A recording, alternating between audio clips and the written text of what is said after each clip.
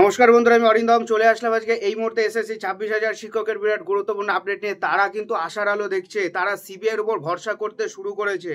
আগের দিন শুনানিতে কি কি হয়েছিল আপনারা কম বেশি সবাই জানেন, এবং আজকে কিন্তু আরও ডিটেলসে বলবো। 26,000 শিক্ষকের চাকরি বাতিল যেটা হয়েছে সেটা নিয়ে কিন্তু একটা বাজে একটা নেগেটিভ ধারণা সবার মধ্যে চলেছে। দেন আমিও বলছি সম্ভবত প্যানেলটা বাঁচানোর চান্স থাকবে না। 60% চান্স আছে প্যানেলটাকে বাঁচানোর, 40% চান্স কিন্তু নেই, প্যানেলটা ক্যান্সেল হতে পারে। কিন্তু শিক্ষাকর্মীরা কিন্তু আস্থা রাখছে সিবিআইয়ের উপরে। দেন সিবিআই কিন্তু এটাও বলেছে আমরা কলকাতার রায়কেই সমর্থন করছি। তবে কেন তারা আস্থা রাখছে না, যে এটা নিয়ে ভিডিওটা আলোচনা করবো। সো ভিডিওটা কন্টিনিউ করুন। 2 ঘন্টা শুনানি শেষে এদিন রায়দান স্থগিত রাখে বিচারপতি রাজীব খান্না।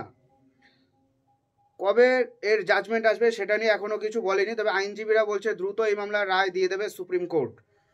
যোগ্য অযোগ্য প্রার্থীদের কিভাবে পৃথকীকরণ সম্ভব? 26,000 চাকরি বাতিল মামলার শেষ শুনানিতে এই নিয়ে বিভিন্ন পক্ষ কি বলে সেদিকেই নজর ছিল সবার। আর সোমবার মামলার শেষ শুনানিতে সুপ্রিম কোর্টে সিবিআইয়ের আইনজীবী সওয়াল আশার আলো দেখছেন আন্দোলনরত শিক্ষক শিক্ষিকারা।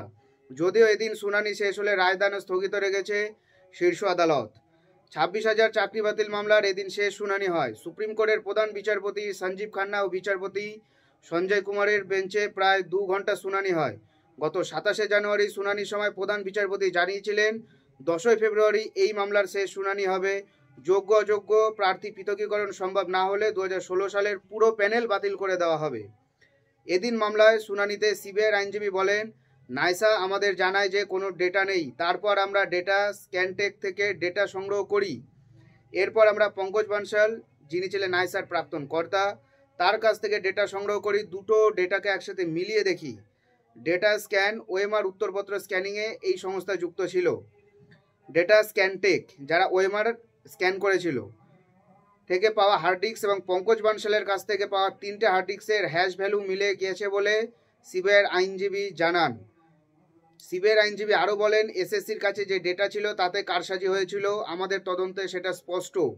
পঙ্কজ বানশালের কাছে যে ডেটা রয়েছে তা কারসাজি হয়নি।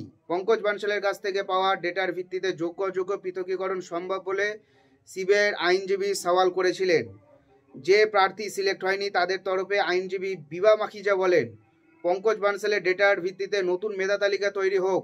সাদা ওএমআর যাদের তাদের প্রক্রিয়া থেকে বাদ দিয়ে দেওয়া হোক। শুনানিতে এসএসসির আইনজীবী জয়দীপ গুপ্ত বলেন, যোগ্য অযোগ্য পৃথকীকরণ করে রিপোর্ট দেওয়া হয়েছে।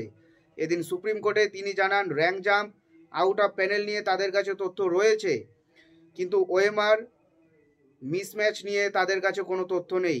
এদিন মামলায় আবার শুনানিতে কলকাতা হাইকোর্টের প্রাক্তন বিচারপতি অভিজিৎ গঙ্গোপাধ্যায়ের প্রসঙ্গ টানলেন রাজ্য সরকারের এক আইনজীবী। এই মামলায় সিবিআই তদন্ত সম্পূর্ণ অবৈধ বলে দাবি করেন তিনি।